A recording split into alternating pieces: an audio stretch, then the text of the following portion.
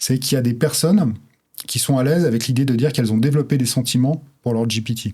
Ok, comme dans le film Her, où il est complètement à l'aise de tomber amoureux de son assistante. Exactement.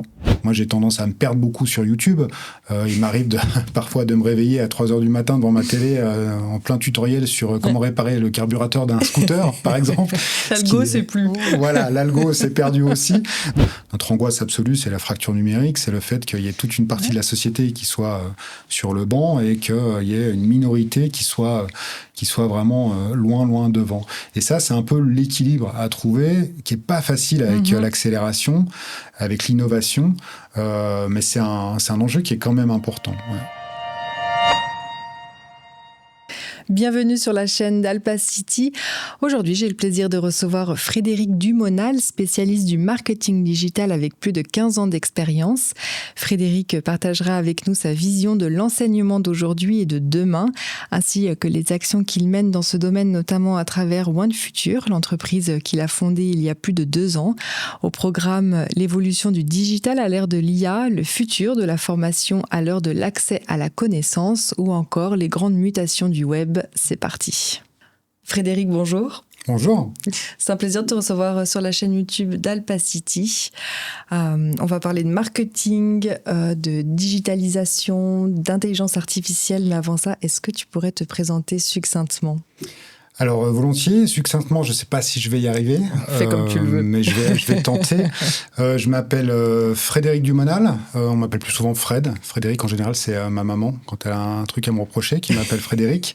Je viens du monde de la communication et du marketing. À la base, j'ai travaillé dans ces domaines-là pour des grandes entreprises. Et puis, depuis une quinzaine d'années, je travaille principalement dans la formation, avec différents types de publics, aussi bien des jeunes en apprentissage que des adultes en perfectionnement, des professionnels dans des entreprises. Et voilà, je suis un grand curieux et mon métier, c'est vraiment, depuis ces dernières années, la formation. Mais je sais aussi que tu évolues dans plusieurs univers, notamment artistiques, avec la musique et la photographie. Comment ces univers-là, justement, ta pluridisciplinarité influence ton travail dans la formation et dans tes activités ?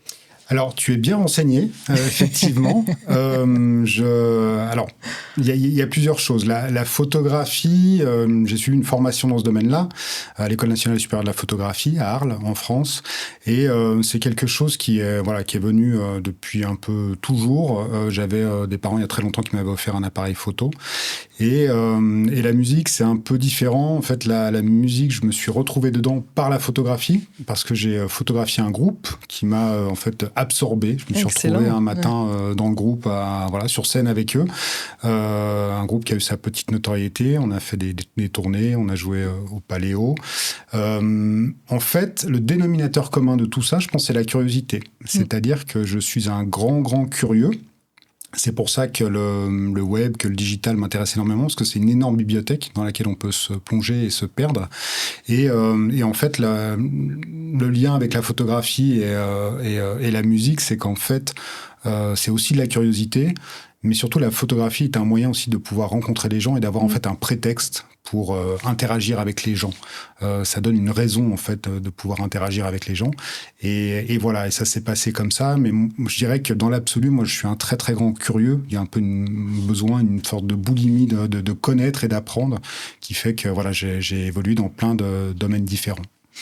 J'ai une super transition pour le décryptage d'actualité. Tu parles de dialoguer avec les gens. Aujourd'hui, on va de plus en plus dialoguer avec des IA. J'ai choisi une actualité où j'aimerais avoir ton opinion sur l'IA de Meta qui arrive du coup dans Facebook, dans Instagram, WhatsApp et Messenger ou toute autre application de Meta Facebook, avec l'objectif de rendre l'intelligence artificielle accessible et intuitive directement dans les applications. J'ai pu commencer à tester d'ailleurs sur Messenger. Alors elle peut pas accéder à l'ensemble de tes conversations, mais effectivement, tu as une conversation avec cette intelligence artificielle directement dans ta messagerie. Qu'est-ce que ça t'évoque ? Est-ce que tu as envie de ça ? Est-ce que c'est normal que Meta se mette à intégrer de l'IA dans tous ces ces applications. Enfin voilà, parole est à toi. Alors, merci. Je pense qu'on est sur un peu une suite logique quelque part, dans le sens où Meta travaille déjà depuis un moment sur l'IA avec leur moteur qui est Llama, qui aujourd'hui n'est pas le plus performant comparé à OpenAI ou d'autres, mais qui a le mérite d'exister, d'être développé. La particularité, c'est qu'en fait, l'IA est très intégrée déjà dans plein de nos usages, et ça va continuer en fait à se développer dans ce sens-là, un peu comme avec le web, c'est-à-dire qu'à une époque on disait je vais sur Internet. Donc, et au sens littéral du terme, moi, fin des années 90, je prenais des transports en commun pour aller dans une bibliothèque avec une carte à puce pour pouvoir aller sur Internet. Et aujourd'hui, l'expression aller sur Internet aujourd'hui, elle est quand même un peu désuète parce que on est ultra connecté. C'est plutôt Internet qui vient à nous. J'ouvre mon téléphone, voilà, je suis connecté. Il y a vraiment une ultra connexion. Et je pense qu'on est sur la même démarche avec l'IA, c'est que l'IA, notamment l'IA générative, jusqu'à maintenant, on disait je vais demander à ChatGPT, je vais demander à Claude, je vais utiliser Perplexity. Et là, en fait, ce qui se passe, c'est qu'on a une suite logique où on va intégrer de l'IA dans tous nos usages et par conséquent développer les possibilités de ces usages-là. Et c'est quelque chose qui n'est pas nouveau en soi. Si on regarde du côté de la Chine, avec WeChat notamment, de mémoire, j'ai plus trop les dates en tête, mais il me semble depuis avant 2020 déjà, il y avait de l'IA qui était dans WeChat. WeChat est une sorte de WhatsApp un peu sous stéroïde, dans le sens où il y avait déjà plein de services, il y avait la possibilité de discuter avec des bots, la possibilité de faire des achats. C'est ce que j'allais dire, il y avait cet aspect achat. Ouais. Exactement. Et en fait, voilà, je pense que Meta va vers une évolution de ses outils, de façon à multiplier les possibilités pour les utilisateurs. Et le but de tout ça est qu'on ait une expérience un peu seamless, dans le sens où on va utiliser des services et des outils très performants sans se rendre compte au final. Je pense que la démarche, elle est clairement là.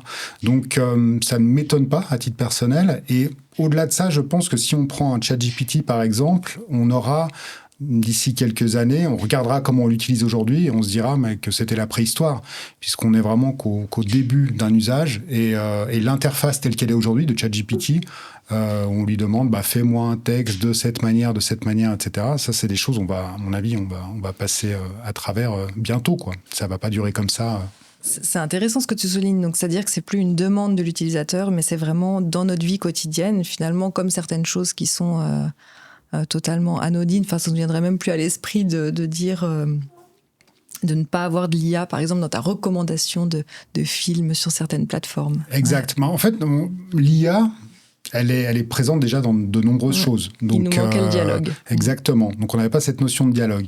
Après, si on discute un peu avec des spécialistes de l'IA, moi, je ne suis pas du tout un technicien ou un spécialiste de l'IA, je suis un utilisateur et quelqu'un qui forme à l'utilisation. On constate en fait que ChatGPT, par exemple, quand c'est sorti, novembre 2022, de mémoire, tout le monde criait à la révolution et les gens qui connaissent l'IA ou qui ont travaillé sur des projets d'IA rigolaient en fait, puisque c'était pas du tout la révolution, c'est quelque chose qui existait déjà avant. Ce qui était une révolution, c'est de le mettre à la disposition du grand public pour que le grand public puisse converser avec, en fait. Donc elle est là un peu la nuance et voilà, et je pense qu'on va vers une suite logique où tous les services d'IA, ou en tout cas toutes les compétences de l'IA, seront intégrés à des usages qu'on a déjà aujourd'hui. Ouais. Tu fais beaucoup tu parlais de curiosité aussi tout à l'heure, et tu fais beaucoup de veille technologique, et on en parlait un petit peu avant, tu captes très tôt ces fameuses tendances du digital. Dans ton passé, donc là on parle d'IA, mais tu t'occupes aussi du Web3, tu as pas mal travaillé dans le milieu de la blockchain. Comment tu fais en fait pour arriver à sentir les technologies qui vont compter demain, qui vont finalement être adoptées aussi par le grand public Alors,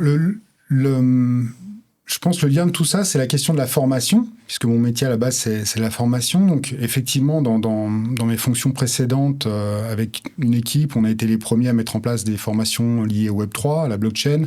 On a été les premiers à mettre en place une formation liée à l'IA générative dès février 2023, peu de temps après la sortie de ChatGPT. Je m'en souviens. Ouais, et c'est vraiment le lien de tout ça, c'est en fait, moi, ce que je détecte, c'est les cas d'usage. C'est-à-dire que à partir du moment où on a une application concrète qui fait sens d'une nouvelle technologie, je pense qu'elle a vraiment une opportunité, ou en tout cas elle peut amener quelque chose à l'usage, aux professionnels, à la société, etc. Donc en fait, dès qu'on voit un cas d'usage concret, on va vers cette logique de dire à un moment donné, les professionnels, c'est principalement mon public cible, les professionnels vont potentiellement en avoir besoin. Et on va creuser en fait dans ce sillon-là. Après, il y a aussi la question de l'environnement, c'est-à-dire être avec des gens que tu arrives à embarquer et qui vont construire avec toi. C'était le cas sur le Web3 avec plusieurs personnes, notamment Vincent Pignon, qui est le CEO et fondateur de WeCan, à qui j'ai dit est-ce qu'on ferait pas une formation sur Web3 et qui m'a dit ben oui, allons-y. Donc on construit aussi, il a ramené d'autres personnes dans le projet et on construit des choses qui fonctionnent à partir de ce moment-là. Mais le lien, c'est le cas d'usage. Et après, effectivement, il y a une grande curiosité. La curiosité fait que voilà, on se nourrit des choses qui arrivent, on voit des choses, on voit le potentiel avec une audience, avec de la réaction. Moi, j'ai tendance à me perdre beaucoup sur YouTube. Il m'arrive parfois de me réveiller à 3h du matin devant ma télé en plein tutoriel sur comment réparer le carburateur d'un scooter, par exemple. L'algo, c'est plus. Voilà, l'algo, c'est perdu aussi.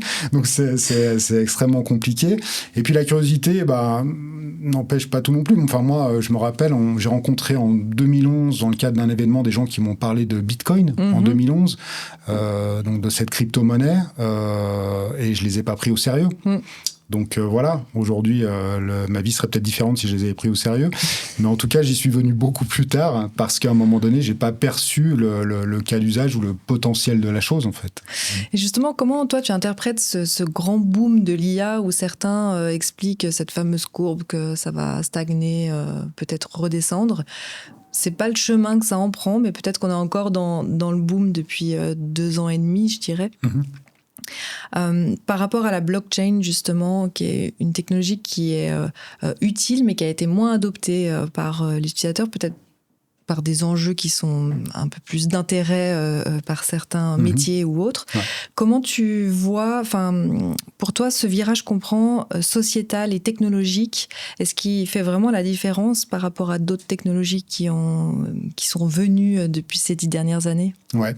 Alors, il y a plein de choses, plein de facteurs différents, en fait, si on compare ces deux innovations, qui sont des innovations récentes, parce qu'on parle des 15 dernières années maximum, aussi bien pour l'IA générative que pour le Web3.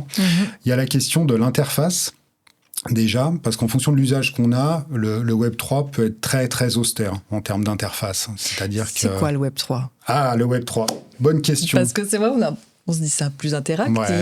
Ouais, bien sûr. Qu'est-ce que c'est ? Alors, c'est une technologie en fait qui décentralise les choses et qui va permettre en fait d'échanger de pair à pair des informations ou des valeurs, etc. C'est le principe même de Bitcoin, de la crypto-monnaie.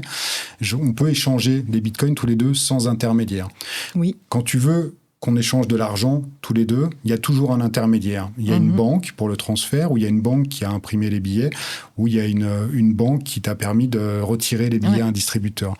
Bitcoin, on est sur un système qui est complètement décentralisé. C'est-à-dire que je vais t'envoyer de l'argent et le réseau va vérifier que j'ai bien cet argent, que tu l'as bien reçu, mais il n'y a pas d'intermédiaire de confiance. On supprime en fait les intermédiaires. Et c'est ce qu'on appelle la décentralisation, c'est-à-dire que le pouvoir n'est plus centralisé, mais dispersé dans les différents acteurs du réseau.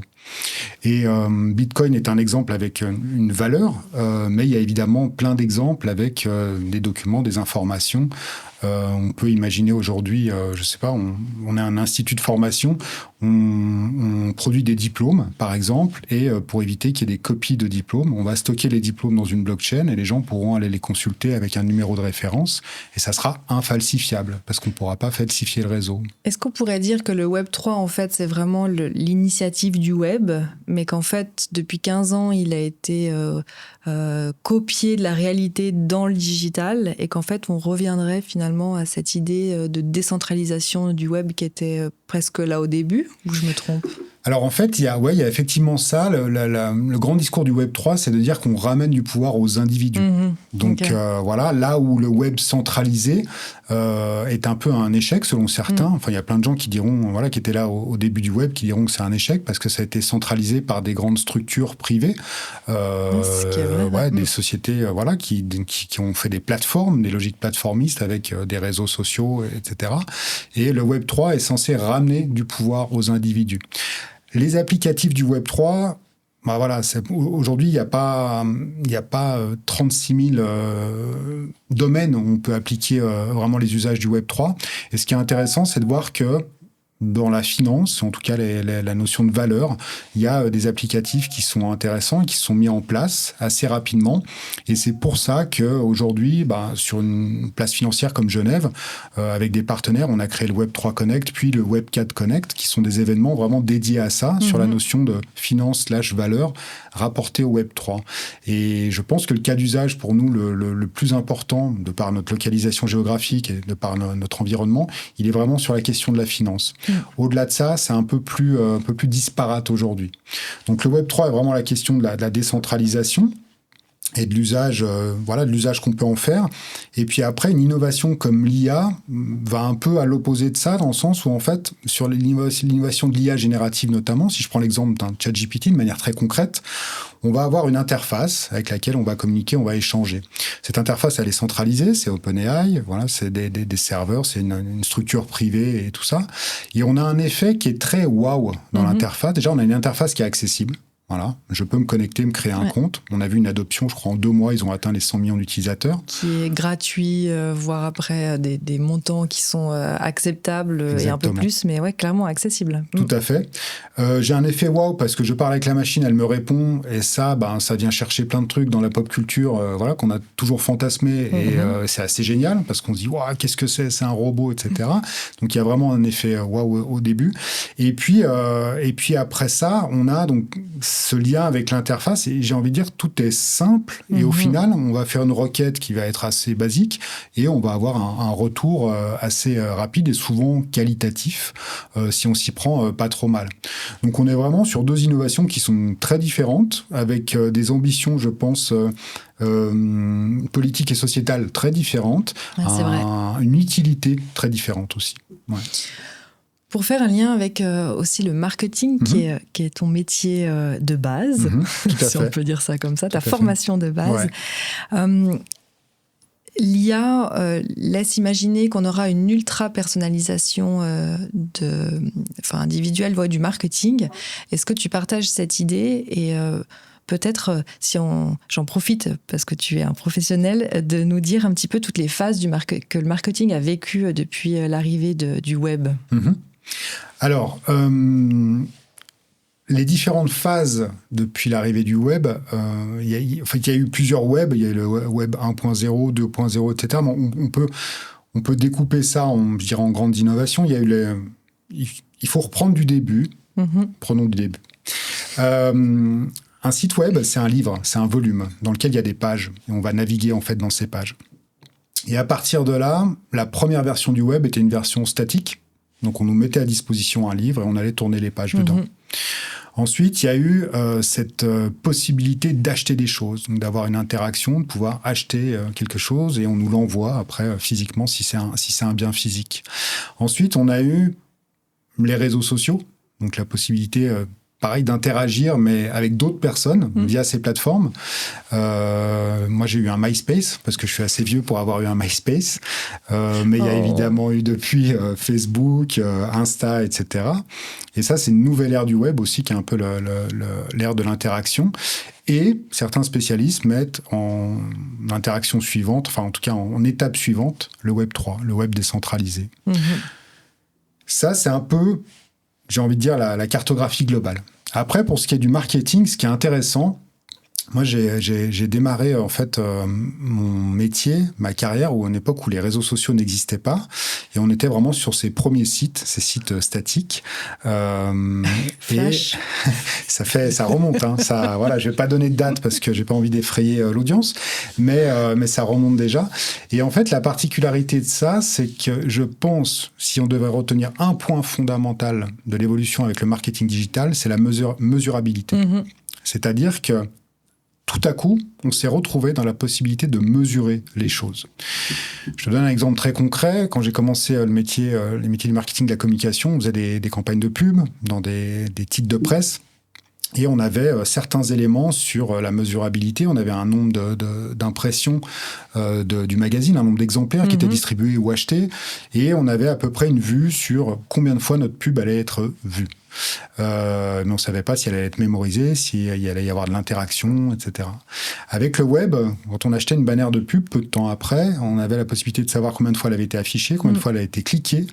Et depuis, maintenant, il y a tout un tas de systèmes qui permettent de savoir si au moment du clic et au moment de l'achat, combien d'étapes il y a eu, qu'est-ce qui s'est passé. La conversion. Exactement, la conversion, le fait de récupérer des données, etc. Et en fait, tout devient calculable, traquable, en fait, avec plein d'outils. Et je pense que c'est ça, vraiment, la différence fondamentale avec le marketing et la communication d'avant. C'est vraiment la différence fondamentale, je dirais.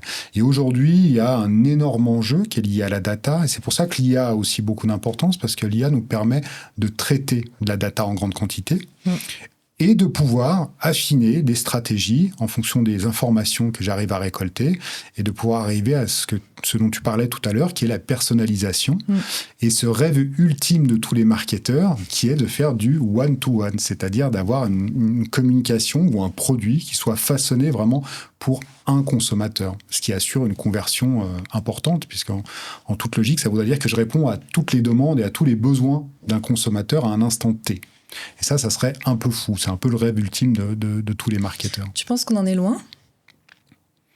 Je pense qu'en termes d'acquisition de leads, c'est-à-dire pour générer des prospects, je pense qu'on n'en est pas loin du tout, puisqu'aujourd'hui, on peut traquer énormément de choses, croiser des données et essayer d'interagir avec le lead au bon moment, de lui pousser les bons contenus au bon moment, le bon discours au bon moment. Donc ça, je pense qu'on n'en est pas loin. Après, pour ce qui est de la conversion jusqu'à l'achat, etc., je pense qu'il y a encore beaucoup de dimensions humaines, même s'il y a énormément de boîtes qui travaillent sur des choses automatisées grâce à l'IA. Je pense qu'il y a encore une forte dimension humaine et quand il y a de l'humain, il y a de l'inconnu. Puisqu'un humain, c'est pas une machine, un ensemble d'émotions, un ensemble de sentiments qui font qu'à un moment donné, on ne peut pas tout connaître ou tout prévoir à l'avance. Donc je pense qu'on n'en est pas très loin, mais on n'y est pas encore. Mais tu sais, ce qui est fou, c'est que je crois que Facebook connaît mieux tes intentions de vote que ton mari ou ta femme, enfin que ta famille vraiment proche. Donc en fait, on n'est peut-être pas si surprenant que ça. Non, on n'est effectivement pas surprenant, je suis tout à fait d'accord, mais en fait, on va avoir un comportement en ligne et une vraie vie. Et en fait, le comportement en ligne peut être évidemment suivi, surveillé, dans le sens où on va liker tel truc ou interagir avec tel contenu.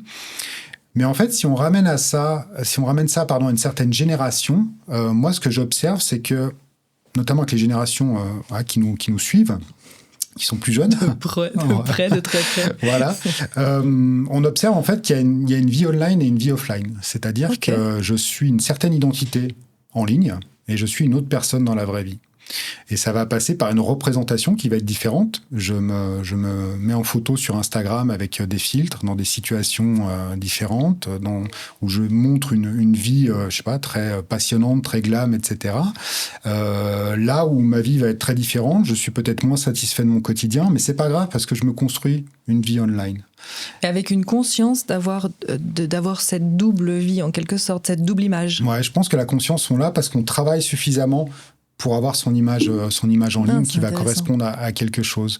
Et il y a vraiment je pense, ce fait de jongler avec ce que je suis dans la vraie vie et ce que je suis online. C'est quelque chose qui a déjà été beaucoup constaté par le passé ou même exacerbé dans le domaine des jeux vidéo, puisqu'on s'apercevait que il y avait des gens qui pouvaient dire qu'ils préféraient leur vie dans un jeu vidéo, dans un World of Warcraft ou dans un Fortnite, contre leur vie actuelle, leur vie réelle, qui leur convenait pas en fait, et qu'ils étaient quelqu'un d'autre online, et que ça les nourrissait, ça les satisfaisait mieux d'être cette personne online. C'est fou parce que ce que permettent aujourd'hui de faire les outils d'intelligence artificielle, et ça va le faire encore mieux dans le futur, tu peux aujourd'hui parler plusieurs langues, c'est super bien fait, tu peux te retrouver dans des univers, tu peux... je veux dire, ta vie digitale, elle va être encore plus réelle que ta vie réelle. Complètement. Et c'est une vraie question de comment tu te représentes sur le digital avec l'usage de ces outils. Il y a eu, avec ChatGPT, il y a Sora il n'y a pas longtemps qui a enfin été mis à disposition du grand public. Et là, ils viennent de sortir leur nouveau module de production d'images avec ChatGPT. Ouais. C'est sorti il y a 2 jours, je crois. Qui pour le coup a l'air très très performant. Je ne l'ai pas encore beaucoup utilisé, mais par rapport à un Midjourney, ça a l'air très très performant. Et ça n'a pas l'air de trop rougir par rapport à un outil comme Midjourney, qui est pour moi à ce jour l'outil le plus puissant sur la génération d'images. Et en fait, cette dimension avec l'IA, le fait de se personnifier, le fait de prendre la parole, tu disais parler une autre langue avec Agen, on peut uploader une vidéo de soi qui nous fait parler effectivement une autre langue, c'est très très bien fait. On se reconnaît même pas soi-même. C'est assez bluffant. Ça va évidemment poser pas mal de questions sur l'identité, et encore une fois, l'identité réelle et l'identité en ligne. Et ça, là, on touche à des choses comme le droit à l'oubli pour Google, ça va très très loin dans les réflexions. Est-ce que mon moi physique aura les mêmes droits, les mêmes devoirs que mon moi digital à un moment donné? Est-ce que mon moi digital pourra être reconnu coupable de certaines choses? Enfin, toute cette ambivalence-là va être extrêmement compliquée à gérer. Et ce qu'on observe aussi, c'est des articles très sérieux qui le démontrent, c'est qu'aujourd'hui, on constate dans une certaine catégorie de la population, notamment plutôt vers les jeunes utilisateurs d'un ChatGPT par exemple, c'est qu'il y a des personnes qui sont à l'aise avec l'idée de dire qu'elles ont développé des sentiments pour leur GPT ou pour leur IA. Ok, comme dans le film Her, où il est complètement à l'aise de tomber amoureux de son assistante. Exactement.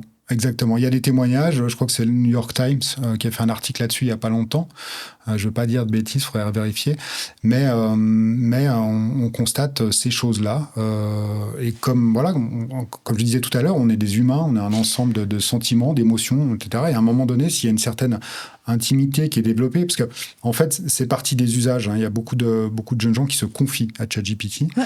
Et ChatGPT étant très souvent... Moi, je fais partie de ces gens-là. Oui. D'une certaine manière, si j'ai des questions médicales, je lui demande. Effectivement. Mais là il y a aussi des questions. Alors, il y a des questions médicales ou des besoins de réponses. Mais ce qu'on constate, c'est qu'il y a des gens qui vont partager des choses vraiment intérieures, des sentiments. Et ChatGPT a cette particularité d'être assez, arrangeant, diplomate et très souvent très empathique. Très empathique et il va amener des réponses qu'on aime entendre. Bien sûr. Et nous fait nous sentir bien. Voilà, et ça joue en fait sur les sentiments de pas mal d'utilisateurs et d'utilisatrices. Ouais. Mais est-ce que justement cette limite, ça me rassure de savoir que ces jeunes sont conscients. En fait, quand tu dis oui, moi j'ai une relation intime avec un chatbot en quelque sorte ou avec un algorithme, ils sont conscients que c'est pas une vraie personne. Il n'y a pas d'illusion autour de ça. Non, je pense pas. Faudrait poser vraiment la question. Mais je pense qu'il y a une aisance à dire qu'on a un vrai dialogue avec une entité numérique. Je pense qu'il y a ça. Et ça rejoint un peu toutes ces démarches d'avoir aussi son identité en ligne, sur Instagram ou sur d'autres plateformes. Et je pense qu'il n'y a pas d'illusion par rapport à ça. Il y a juste en fait une relation qui s'installe et une aisance et un échange et le fait de se confier. Ouais. Mais du coup, si l'outil devient intime avec la personne, en termes de marketing, c'est gigantesque comme marché. Alors, c'est tout l'enjeu c'est effectivement ça. C'est vrai, je veux dire, c'est un peu cru, mais... T'es très orienté marketing, pour le coup, c'est très stratégique. Non, effectivement, il y a ces dimensions-là. Alors, ça pose tout le problème de la question de la data. Aujourd'hui, on utilise un ChatGPT, c'est une boîte noire. Toutes les datas sont stockées dans des serveurs. On ne sait pas ce qui en est fait. Nous, la première chose qu'on dit en formation, c'est de ne pas partager de données sensibles avec ChatGPT. C'est vraiment la priorité. Et on a constaté au tout début début de l'apparition de ChatGPT, quand on donnait des formations, des choses liées plutôt à l'acculturation dans les entreprises, parce que c'était important au départ, les gens faisaient tout de suite un peu des erreurs dans les usages. Alors je dis ça avec toute la bienveillance qu'il faut, mais...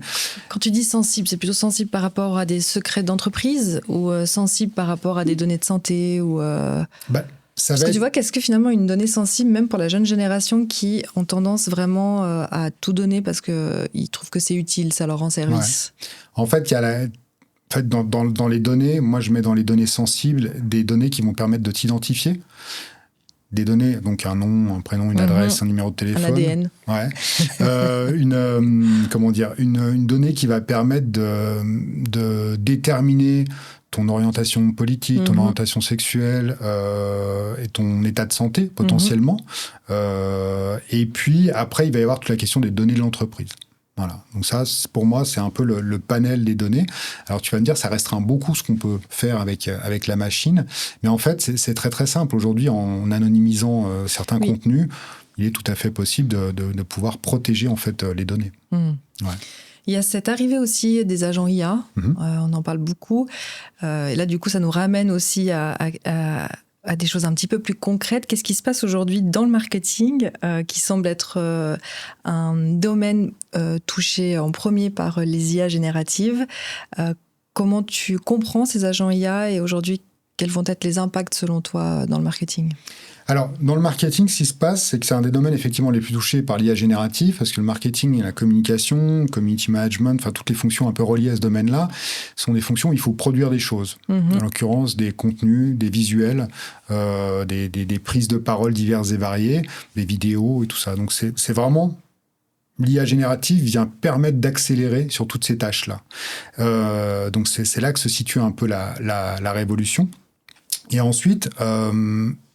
les agents IA vont être en fait l'étape d'après. C'est-à-dire qu'aujourd'hui, pour utiliser l'IA générative, on va sur une interface, c'est ce qu'on disait tout à l'heure, je vais sur une interface et j'interagis. L'agent IA va permettre de lancer plusieurs tâches en continu et il va faire tout seul le process de toutes ces tâches pour arriver au résultat final. Et ce sont les agents IA qui me font penser que d'ici quelques temps, on regardera notre usage de ChatGPT en 2023, 24, 25 et on dira, bah voilà, c'était un peu la préhistoire. Et c'est vraiment ça. Les agents IA vont permettre, en fait, je pense, d'accélérer dans l'usage et de pouvoir, en fait, construire des stratégies. Aujourd'hui, on est proche de ça. Avec des outils d'automation en no-code. Typiquement, quand on utilise Make ou N8N ou Zapier, ces outils-là permettent de connecter différentes applications entre elles de manière très simple, sans coder. Très simple. Je relativise parce qu'il y a quand même de nombreux réglages à faire, des choses que ça peut paraître quand même assez complexe si on ne se plonge pas vraiment dedans.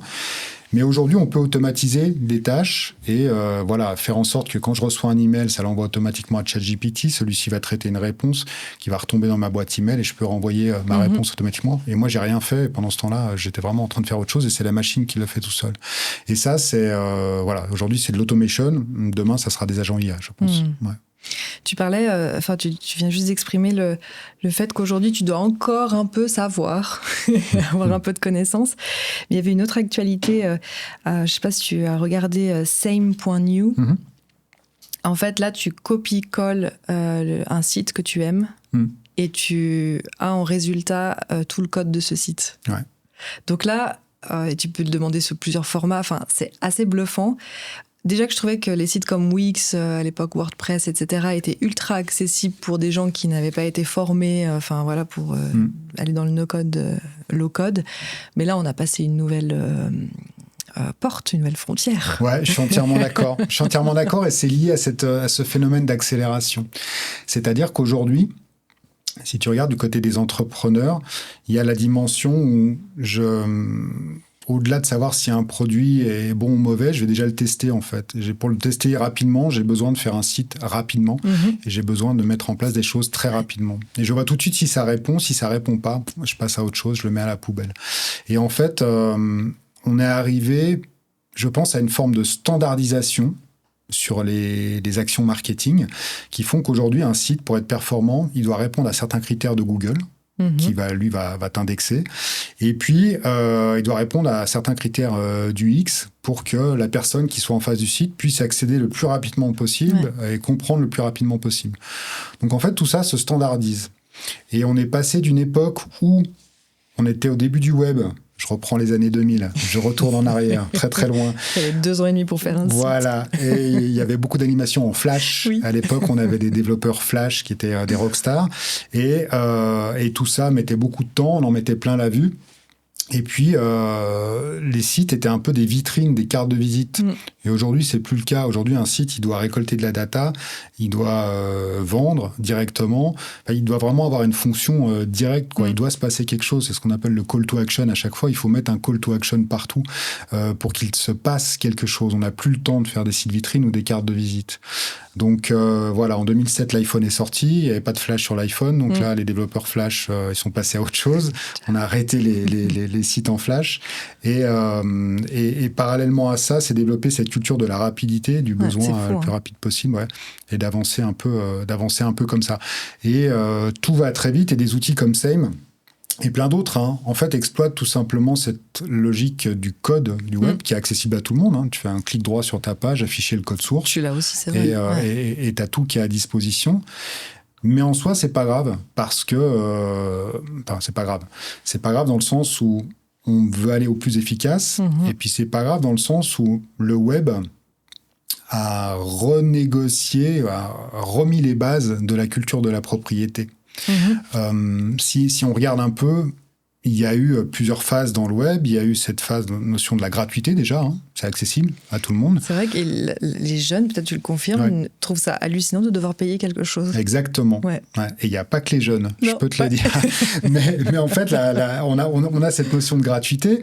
On a cette notion, il y a eu début 2000, la phase du téléchargement illégal, avec Casa, toutes ces choses-là, où là, on échangeait tout à coup de la musique et du contenu culturel gratuitement, de pair à pair. On duplique des choses, on duplique des contenus, on se partage des PDF. Et en fait, effectivement, il y a le web a amené cette culture un peu de la duplication et de la gratuité surtout.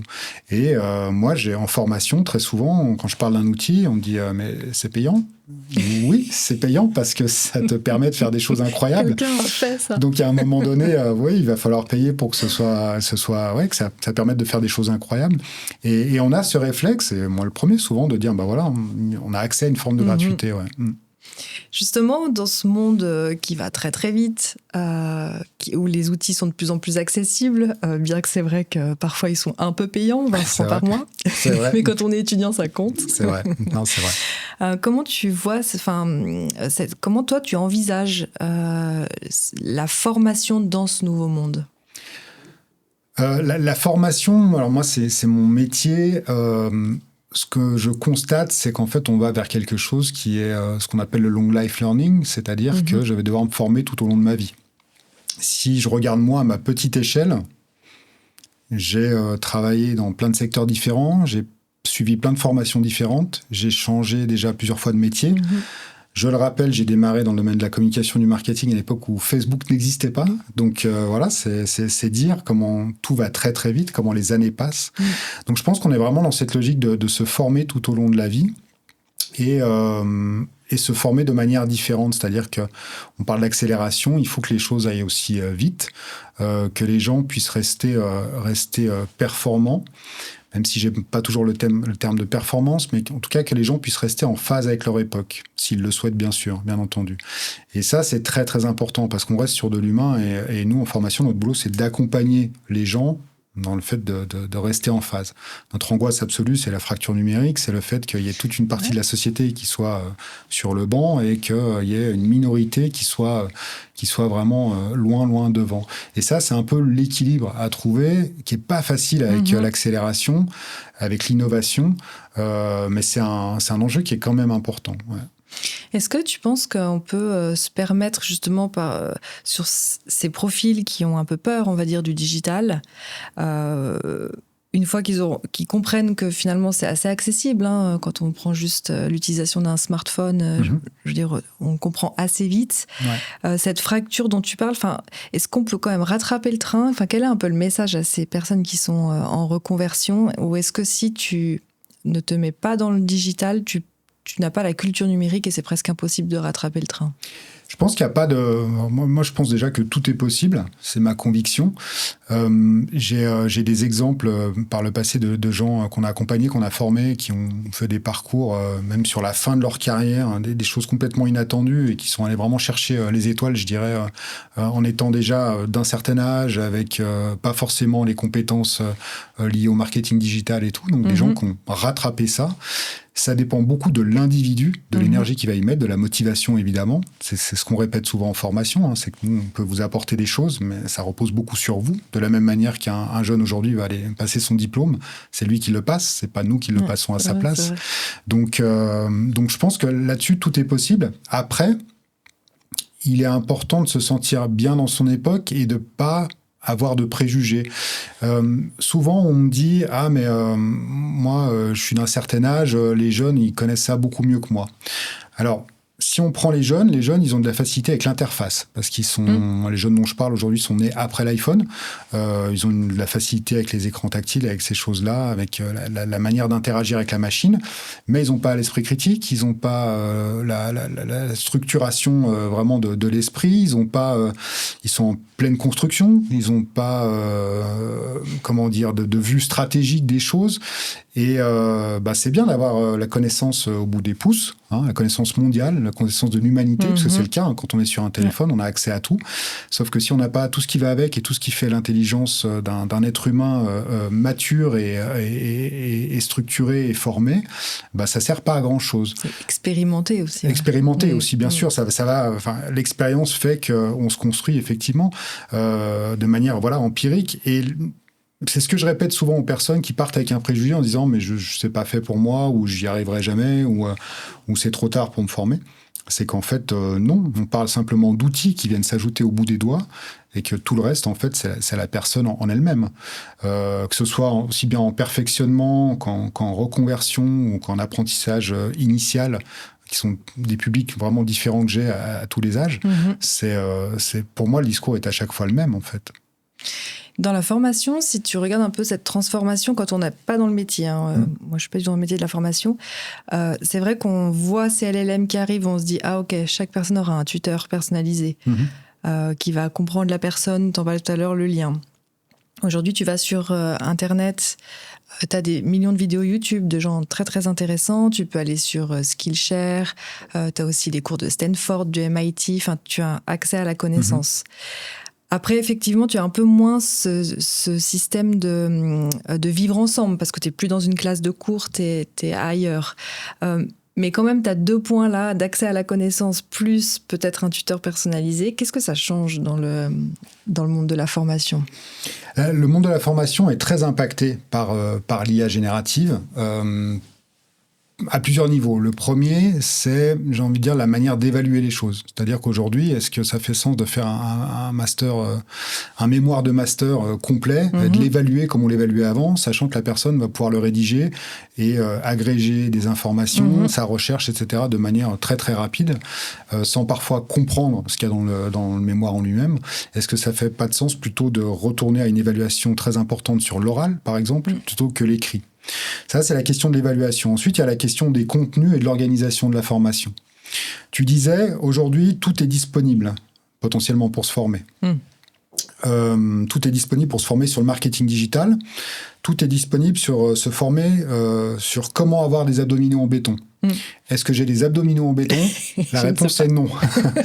Donc en fait, tout est disponible, mais encore faut-il y aller et se plonger dedans. Et donc l'accompagnement indispensable. Exactement. Et je pense que c'est l'enjeu aussi qu'il y a eu avec l'apparition du web d'une manière générale. C'est qu'en fait, la connaissance peut changer de place. En revanche, l'accompagnement, la structuration des contenus et l'évaluation, tout ça en fait ne change pas de place. Et aujourd'hui, je pense que les formateurs dans le monde professionnel et les formatrices ont un rôle quelque part de passeur de savoir et d'organisateur de l'apprentissage. Là où, alors bien sûr, ils vont aller chercher de la connaissance, ils vont aller la trier, la structurer, et ils vont avoir un rôle en fait d'accompagnant. Et ce rôle d'accompagnant, il est assez indispensable parce qu'il va permettre aussi de déterminer la manière dont tu apprends. Aujourd'hui, il y a encore plein d'institutions, de lieux où on a une personne en face de 30 personnes qui a le savoir et qui déclame le savoir. Voilà, donc ça, c'est le format un peu salle de classe. Ce format, je pense qu'il n'a pas changé depuis l'époque des Grecs, à mon avis. Donc là, il y a une vraie question à se poser sur est-ce que c'est toujours le bon format à notre époque. Et nous, c'est ce qu'on essaye un peu de changer, de secouer, dans le sens où les gens doivent être en activité, les gens doivent pouvoir découvrir, les gens doivent pouvoir apprendre en dehors de la salle de classe ou de l'environnement. Et tout ça, c'est des vraies questions. Et c'est le formateur ou la formatrice, en général, qui amène la clé de tout ça. Ouais. Et ce nouveau format, tu l'imaginerais comment ? En fait, on a aujourd'hui, avec l'IA générative, la possibilité de produire plein de contenus différents. Ce qu'on fait, par exemple, dans un cas très précis, on a un cours sur une matière et on va permettre à l'apprenant, en amont de cette matière, d'absorber ce contenu sous format podcast. C'est-à-dire qu'avec des outils très précis, je vais pouvoir générer un podcast. J'ai pas besoin de l'enregistrer moi, mais je vais pouvoir générer mon contenu en podcast de manière ultra qualitative et ultra humaine. Et la personne va pouvoir écouter le podcast dans les transports en commun, dans son temps libre, etc., avant de venir au cours. Cours en visio ou en présentiel, peu importe. Et en fait, ce qui va se passer, c'est que la personne va venir déjà avec des connaissances et va pouvoir passer tout de suite à une forme de pratique. On va faire des exercices tout de suite dans la formation, de façon à mettre en pratique, de pouvoir un peu se positionner, de pouvoir aussi comparer avec les pairs où on en est, etc. Et je vais pouvoir arriver en fait d'un format où normalement je serais venu vierge de toute connaissance et je serais venu écouter toute la théorie en cours et je serais reparti avec sans avoir pratiqué, ou j'ai écouté la théorie en amont et je viens pratiquer. Et ça n'a pas l'air de grand-chose pour certaines personnes, mais ce sont des formats qui changent tout, en fait, dans la démarche d'apprentissage. Puisque surtout, nous, dans notre domaine, qui est la communication, le marketing, on a vraiment l'utilisation d'outils qui sont accessibles, on a besoin d'expérimenter les choses, on a besoin de mettre les mains dans les outils, et c'est ça qui va permettre, en fait, de faire l'apprentissage. On apprend en faisant, en fait. Si on ne fait pas et si on fait qu'écouter, je crois qu'on a une attention qui est limitée à 10 minutes, je crois, ou un quart d'heure. Et d'apprentissage, le faire. Exactement. Ouais. Et voilà, à un moment donné, il faut que les personnes soient en activité. Il y a des gens qui le font aujourd'hui, mais historiquement, c'est encore beaucoup trop statique, je trouve, dans beaucoup d'institutions. Tu parles du format podcast et le format donc, qui est écouté des choses. On voit aussi une explosion du format vidéo. On est encore dans l'écoute. Ouais. Peut-être on est un peu moins dans la lecture aujourd'hui. J'ai pas de chiffres là-dessus, mais en tout cas, là, je partage plus une expérience personnelle. Je lis de moins en moins. Ouais. Et je passe mon temps à écouter. Ouais, je comprends. Et en fait, ça m'emmène vers une citation de Michel Serres qui explique, donc il y a déjà plusieurs années, je la lis, que l'homme a toujours évolué en acceptant de perdre quelque chose pour gagner en liberté. Et il exprime qu'avec l'ordinateur, nous déléguons certaines fonctions de notre cerveau. Donc, on a délégué, par exemple, la mémoire. Aujourd'hui, on n'apprend plus par cœur. Comme la mémoire ou le calcul, non pas pour devenir plus vide, mais pour être plus libre. Et moi, je me demandais, aujourd'hui, qu'est-ce qu'on allait perdre ? Et surtout, qu'est-ce qu'on allait gagner ? Déjà, est-ce que tu es d'accord avec cette citation ? Et puis, toi, comment tu vois cette perte et comment tu la vis, peut-être, si elle est déjà en cours ? Alors, Michel Serres, oui, je suis plutôt aligné avec Michel Serres. Il y a son livre Petite Poussette qui est assez passionnant, où il explique que voilà, il observe en fait ces petits-enfants qui ont la connaissance de l'humanité au bout des pouces. Le fait d'avoir toutes ces connaissances à disposition permet d'avoir le cerveau plus libre pour d'autres choses. D'un point de vue personnel, moi, j'ai toujours lu beaucoup. Le côté de l'objet du livre, voilà, je stocke beaucoup les livres. Il y a quelque chose de rassurant, probablement parce que j'ai grandi moi-même dans un environnement où mes parents avaient beaucoup de livres. Je lis moins aussi, mais je pense que ce que l'on a à disposition permet d'explorer plus de choses. Alors, je m'explique. Tu parlais des vidéos YouTube, par exemple, tout à l'heure. Il m'arrive rarement de regarder une vidéo en entier. Sauf si vraiment le sujet est vraiment très important. Comme je disais tout à l'heure, je me perds, l'algorithme ou que la personne t'a etc. attrapé aussi. Il y a des gens, ils sont magnétiques. Exactement. Il y a des gens qui vont vraiment t'absorber, ou qui vont avoir les bons mots au début, etc. pour t'accrocher. Mais il est assez rare que je regarde une vidéo en entier. Mais le livre, à l'inverse, va me permettre en fait de me couper du monde. C'est-à-dire que le livre m'oblige à être concentré à 100% sur le livre. Si je te donne un autre exemple, quand je regarde une vidéo YouTube, il est possible que mon PC soit ouvert avec autre chose à côté et que j'ai mon écran de téléphone en même temps sur autre chose. C'est un peu triste à dire, mais ça fait 3 écrans en même temps parce que j'ai YouTube sur ma télé. Aussi. Voilà, j'ai YouTube sur ma télé et en fait, ça devient quelque chose d'assez bizarre. Et je pense qu'on va sur les choses, on accumule peut-être de la connaissance, mais on ne va pas vraiment au fond des choses. Là où le livre va te permettre de t'enfermer et d'aller chercher quelque chose de plus profond, en tout cas de plus approfondi. Autre chose aussi avec les livres que je constate, c'est qu'on a quand même encore une forme d'académisme qui fait que le livre quand même détient un peu quelque part une vérité, dans le sens où le livre a été écrit, relu, édité par une maison d'édition, validé par une presse, etc. Alors, je ne dis pas que tous les livres sont bien, il y a des horreurs qui sont écrites. Déjà, juste le fait d'écrire quelque chose demande une réflexion beaucoup plus poussée que... Exactement, le travailler, etc. Là où faire une vidéo YouTube, on peut le faire en 5 minutes et dire n'importe quoi. Et en fait, ce livre fait encore un peu comme une certaine presse aussi, et encore quelque chose qui est validé ou validable. Et c'est ça que je trouve intéressant avec le livre, et je pense que sur certains sujets, le livre n'est pas remplaçable aujourd'hui. Je pense des sujets très philosophiques ou des sujets sociologiques.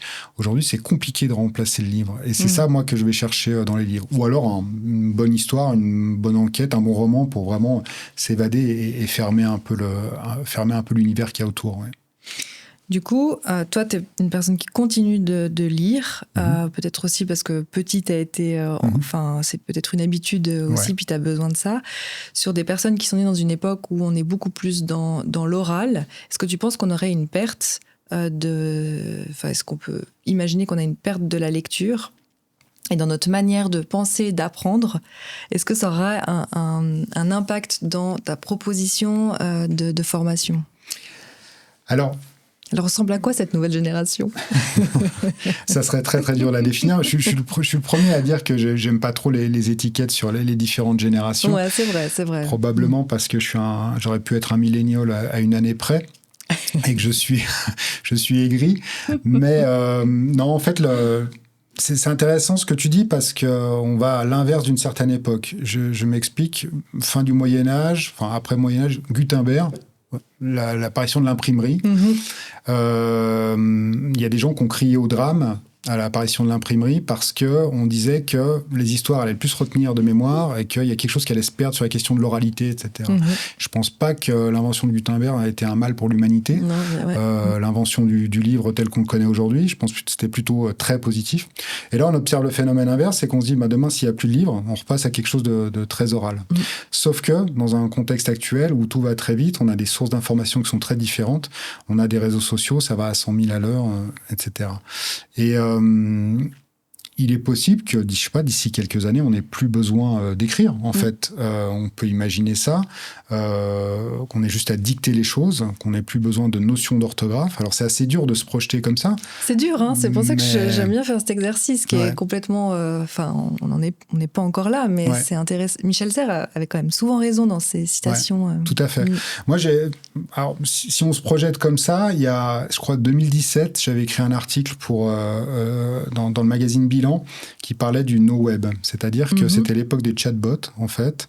Et je posais la question de savoir si à un moment donné, le site Internet allait disparaître au profit du chatbot, où on a la réponse directement, sous forme d'entonnoir, là où dans le site Internet, on doit aller sur un volume, un livre, tourner les pages pour trouver la réponse. Et à l'époque, je m'étais fait quand même un peu... il y a des gens qui ne m'avaient pas vraiment pris au sérieux, qui avaient un peu, contredit ce que je disais. Et en fait, au final, on s'aperçoit, c'est pas encore le cas, mais que ChatGPT, Perplexity, etc. sont des outils qui permettent de poser la question. Alors, c'est le cas, mais pas encore dans les usages, en fait. Oui, mais on a quand même beaucoup plus tendance maintenant à aller directement sur ChatGPT, lui poser une question. Et quand on va sur Google, c'est plutôt pour avoir un lieu physique. Ouais. Mon usage, il est comme ça aujourd'hui. Ouais. Je suis d'accord avec toi, tu as entièrement raison. Le seul truc, c'est que j'ai eu des chiffres il n'y a pas longtemps sur la question du référencement.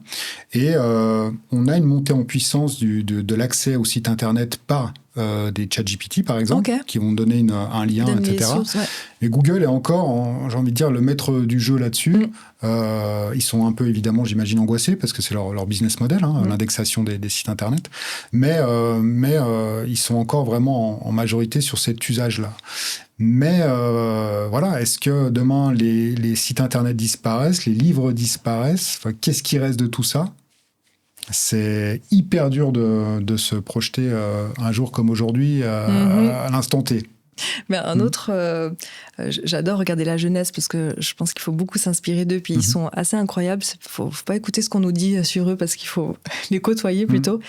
Et ils ont cette manière. Nous, on écrit des WhatsApp ou autres. Eux, ils dictent en fait à leur téléphone. C'est vrai. Et en fait, dans la rue, ils sont tout le temps comme ça ou comme ça. Déjà, ils mettent pas leur téléphone comme nous à l'ancienne. C'est vrai, c'est vrai. Un téléphone. Ah, ça marche comme ça, un téléphone, d'accord. Ah, d'accord, c'est pour ça que vous me disiez ça. Très bien. Oui. J'écoute, je parle. Ok, d'accord, je vois. Très bien. Non, eux, non. Ouais. Et en fait, ils sont déjà dans ce mode oral. Ouais, c'est pour ça que je me pose la question de... C'est vrai. Non, c'est entièrement d'accord. Après, on a un système de formation, un système scolaire qui fait qu'aujourd'hui, la capacité à écrire sont toujours en fait dans les critères d'évaluation. Ouais. Et puis c'est important, c'est pas le... Complètement. Mais là aussi se pose une question autre, au-delà de l'aspect de l'écriture, c'est la question du système en fait de formation tel qu'il est aujourd'hui pour le monde de demain. Voilà, on pourrait, je pense, en parler des heures et voir qu'il y a des choses qui sont bien, des choses moins bien, évidemment. Mais la question vraiment de l'usage et de l'écrit, on a sur l'usage de WhatsApp un truc qui est très étrange. Le fait de se parler ou d'envoyer des vocaux, c'est surtout le fait de ne pas s'appeler. Oui. Et je pense que la question de l'interaction chez ce jeune public est importante parce qu'il y a une forme de timidité ou de réserve ou même parfois je sais pas, peut-être de flemme de converser avec quelqu'un. Flemme, c'est un terme qui revient souvent quand même, avec en direct et de devoir échanger et interagir en direct. Je fais mon vocal, je l'envoie et j'ai pas d'interaction, enfin en tout cas pas d'interaction directe et je suis pas obligé d'être dans une certaine. En tout cas, j'ai le temps de réfléchir à ma réponse. Ouais, aussi, c'est vrai. Ouais, c'est vrai. Moins d'interaction, mais plus de vocaux. C'est vrai. Intéressant. Moi, je suis passé à un truc où maintenant je dicte mes messages, en fait. Parce que alors ça, je n'ai jamais encore fait. Ouais. Moi, je me suis aperçu en fait que j'ai mes amis qui étaient un peu fatigués, je crois, de mes vocaux. Parce que c'est ça. Ils t'écoutaient en x2. Voilà, ils m'écoutaient en x2. Je m'en suis aperçu un jour, c'était d'une tristesse. Je me suis entendu en x2 et on m'a dit, tu vois, tes vocaux, je les écoute comme ça. Et là, le monde s'est effondré. Mais oui, c'est l'enfer parce on se parle à soi-même en fait. On parle plus à l'autre personne. Exactement. Et je mets des et des machins et je commence tous les vocaux par, je te fais juste un vocal parce que c'est plus rapide. Ah bah là, on a déjà perdu quand même quelques secondes. Donc voilà, et c'est assez dramatique. Mais du coup, maintenant, ce que je fais, c'est que je dicte en fait mon message écrit. Non, je vais essayer. Ouais. Mais je fais très peu de vocaux. Mais... J'aimerais beaucoup que tu nous parles du projet qui t'anime en ce moment, qui est One Future. Sur lequel j'ai un peu le privilège de faire partie de loin. C'est vrai. Mais est-ce que tu peux nous en dire quelques mots de ce beau projet ? Avec plaisir. Alors, On Future, c'est effectivement un projet qui a pris la forme d'un média, en fait, il y a déjà pas mal de temps.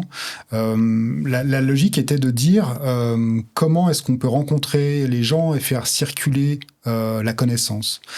Et en fait, ça a démarré à un moment donné où l'IA est arrivée de manière assez forte, assez violente dans nos domaines. Et il y avait un fort besoin de comprendre les choses et de pouvoir échanger sur ces sujets-là. Et c'est passé par de nombreux webinaires où en fait j'ai eu la chance de connaître plein de gens que j'ai pu embarquer dans cette aventure, des gens qui ont pris la parole, qui ont échangé, qui ont partagé leur expertise. À un moment donné, on était tous quand même un peu débutants sur ces sujets-là. C'est-à-dire qu'on a aujourd'hui dire je suis expert en IA générative, Je dirais je suis testeur. Ouais. À force de tester des outils, tu peux avoir un avis. Exactement, une sorte de testeur un peu plus. Mais aujourd'hui, c'est vrai qu'au début, c'était un peu compliqué. Et on a mis en place des webinaires, on a fait des publications, on a fait aussi des événements physiques. Et OnFuture est devenu en fait une institution qui regroupe une communauté de professionnels. On a aujourd'hui 5000 personnes qui sont passées par des interactions avec OnFuture, donc soit participation au webinaire, soit participation à un événement physique, soit tout simplement le téléchargement ou la lecture d'une publication. Donc ça représente une communauté de professionnels de 5000 personnes, principalement en Suisse romande. Et en fait, ce qui se passe, c'est qu'étant donné qu'il y a plein de gens talentueux dans l'équipe OnFuture, il y a en fait des gens qui nous sollicitent pour de l'expertise, pour de la formation, soit de la formation individuelle, soit de la formation sur mesure, soit de l'expertise sur de la prospective. Et c'est assez passionnant parce qu'aujourd'hui, on a une entité qui accompagne des grandes entreprises ou des professionnels sur du développement de compétences, sur du perfectionnement. Là, on travaille avec un des leaders européens dans le domaine des travaux publics. C'est varié. On a des gens, on a une grande enseigne aussi qui est leader dans le domaine de l'automatisation, qui sont des grosses industries, des industries très lourdes, mais qui ont beaucoup de questionnements sur l'IA, principalement l'IA générative. Nous, notre domaine sectoriel va vraiment être sur les usages de l'IA générative, avec les métiers qu'on sait très bien faire aussi, marketing, communication. On accompagne des équipes sur l'implémentation de CRM, sur du développement de contenu pour les plateformes sociales. Donc ça reste quand même marketing com, mais il y a cette entité IA générative qui impacte par définition les métiers du marketing et de la communication. C'est ça casse un peu ces silos. Tout se mélange en fait. Exactement. On parle plus d'ailleurs de projets informatiques, alors tout à fait. Tout à fait, exactement. On est quand même dans la data, etc. Ouais, c'est exactement ça. Et puis les outils, par exemple, d'IA générative, sont comme leur nom l'indique, des outils, ni plus ni moins, qui viennent s'inscrire dans des stratégies déjà existantes avec un ensemble d'autres outils. Donc en fait, OnFuture, c'est de la formation. On a de la chance, d'accompagner plein de gens talentueux, plein de belles entreprises. Et moi, j'ai la chance de pouvoir faire ça avec plein de gens aussi talentueux. Et c'est très, très, très, très bien, très, très chouette. On a une approche qui est très différente de dire, en fait, où initialement, la formation a une certaine image, qui est cette image que je pouvais décrire tout à l'heure, où on avait une personne qui avait le savoir et qui le distribuait à d'autres personnes qui l'écoutent. Nous, on prend un peu ça à rebours et on arrive avec une proposition qui est différente. Et on pense que l'apprentissage passe par un changement, passe par de nouvelles techniques. Et c'est vraiment ce qu'on met en place avec OnFuture et avec les gens qui contribuent à ça. Ouais. J'ai l'impression aussi qu'à travers cette accessibilité des outils, on rentre dans une époque du faire. En fait, le PowerPoint, le deck de la grande idée, aujourd'hui, il est presque plus acceptable. C'est-à-dire, fais une page web, puis tu nous expliques, ou commence à coder quelque chose. Enfin, c'est la sensation que j'en ai. C'est comme si tu expliquais comment tu allais faire un site web. En fait, tu le fais. Ouais, je pense qu'il y a une différence. Il y a moins de place dans ce que tu dis, par exemple, pour la stratégie, mais elle est pensée différemment. C'est-à-dire qu'on va plus droit au but. C'est-à-dire qu'on va faire des choix stratégiques qui vont être clairs, limpides dès le début. Et après, tout ce qui doit être implémenté l'est plus rapidement avec l'IA. Et effectivement, on est dans cette ère du faire. Et on le constate aussi, il y a beaucoup, si on regarde un peu des gens qui entreprennent, il y en a aussi dans l'équipe OnFuture, des gens qui ont entrepris et qui ont vraiment énormément de succès en étant 1, 2, 3 maximum dans une boîte. Ils ont beaucoup automatisé. Aujourd'hui, avec ces outils qu'ils ont au bout des doigts, ils font le travail de 10 personnes et on rentre dans une ère où, effectivement, les gens qui sont à la tête d'entreprise sont aussi des gens qui font les choses. Et il y a la question des compétences qui se posent, c'est-à-dire que les compétences sont beaucoup moins en silo qu'avant, mais grâce à des outils, je peux faire plus de choses. Et il y a un phénomène qui est intéressant là-dessus, c'est que très souvent, on observe parfois des gens qui se lancent dans l'entrepreneuriat et qui ont eu qui ont une super expertise et qui ont eu des très très beaux jobs à responsabilité. Mais quand on se lance dans l'entrepreneuriat et potentiellement l'entrepreneuriat de de petite taille à petite échelle, on est obligé de faire plein de choses différentes. Et c'est là, en fait, que se pose la question des compétences opérationnelles, où, c'est plus du tout le même métier. Et il y a des choix à faire à ce niveau-là. Ouais. Ces personnes-là ont oublié, en fait, ils ont plus ils ont pas musclé ce qu'ils savaient faire peut-être il y a 20 ans. Ouais. Mais effectivement, une présentation PowerPoint, typiquement, je pense qu'à un certain niveau dans l'entreprise, c'est plus toi qui l'as fait. Ouais, et après, tu n'as plus ce muscle. Moi, je déteste faire des PowerPoint, mais je suis claire avec ça. Il faut utiliser Gamma. Tu mets tout dans Gamma et il génère le PowerPoint. Ouais, ou pas en faire. Non, je rigole. Ou pas en faire aussi. Non, mais c'est vrai, en plus. C'est vrai. Alors moi, je ne peux pas dire ça, parce qu'on fait beaucoup d'interventions avec des PowerPoint. Oui, parce que c'est une manière simple de présenter. Ouais, mais tu vois, en formation, typiquement, c'est un bon exemple. On a un support de présentation qui, comme son nom l'indique, sert à présenter. Et on déploie en fait des publications qui sont données en parallèle aux gens et qui sont pour le coup des vrais manuels. Et c'est là aussi où il y a des choses qui sont un peu perdues, c'est qu'on constatait à une époque aussi qu'en formation, des gens arrivaient avec un support de présentation, ils donnaient un cours et puis à la fin, ils laissaient le support. Et si les gens n'avaient pas pris 1 milliard de notes ou vraiment construit, j'ai envie de dire, la trame ou pris vraiment de l'info, ils repartaient avec pas grand-chose en fait. Ouais, un joli PowerPoint et quelques belles photos et des mots-clés. Puis tu te dis, wow, attends. Et ça suffit pas pour se former, malheureusement. Ouais. C'est intéressant. Est-ce que tu aurais des sources inspirantes à nous recommander, un livre qui t'a marqué? Je suis sûre que tu en as un, vu que tu as une grande bibliothèque. C'est vrai. Ou une chaîne YouTube ou un podcast que tu écoutes souvent, où tu te dis, ouais, là, c'est bien de partager cette info. Alors, il y a beaucoup, beaucoup de choses. Comme je disais, moi, je me perds un peu sur l'algo. Il y a un livre de Hartmut Rosa qui s'appelle Accélération. Et Hartmut Rosa, c'est un sociologue et philosophe qui parle de l'accélération. Et ça, c'est un sujet dans lequel on est, qui parle vraiment de l'accélération de la modernité, de la société, des usages, etc. Et c'est un livre qui questionne ça. Alors après, il amène certaines théories. Je dis pas que ce sont des bonnes ou des mauvaises théories, mais il questionne en fait cette dimension-là. C'est un livre qui fait un peu référence sur le domaine. On a parlé tout à l'heure des livres de Michel Serres. Je pense que Petite Poussette est un livre très très bien, très accessible et très sympa pour comprendre mieux en tout cas, ou essayer d'aller vraiment comprendre l'époque dans laquelle on vit, et particulièrement à travers les yeux des jeunes dans cette époque. Après, sur les chaînes YouTube, c'est dur parce que vraiment, je dirais que je me perds vraiment dans les différents algorithmes. Moi, je fais beaucoup de recherches thématiques dans YouTube et je vais chercher des choses sur l'intelligence artificielle, sur des workflows d'intelligence artificielle, et j'invite la même chose. J'invite les gens à faire la même chose et à checker en fait le nombre de vues de la vidéo et le nombre d'abonnés de la chaîne. C'est marrant parce qu'il y a une jour, j'intervenais dans un événement et je dis à tout le monde qu'il faut aller sur YouTube et justement faire ce que tu proposes. Et puis cette jeune femme me dit, oui, mais alors comment je vérifie la source de l'information ou la qualité de l'information? Et c'est vrai que c'était une très très bonne question. En fait, il faut avoir un esprit critique et tout ce que tu veux. Tu peux lire les commentaires, regarder le nombre de fois que ça a été vu, regarder qui finance cette chaîne. Enfin, c'est ça que j'ai répondu, mais tu donnes un point. Je ne sais pas si tu as d'autres tips pour savoir si ce que tu es en train d'écouter.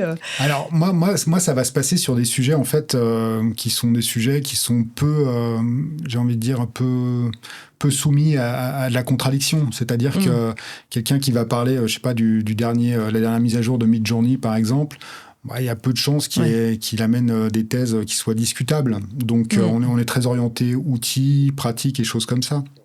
Après, il y a la personne qui va faire référence aussi dans la prise de parole.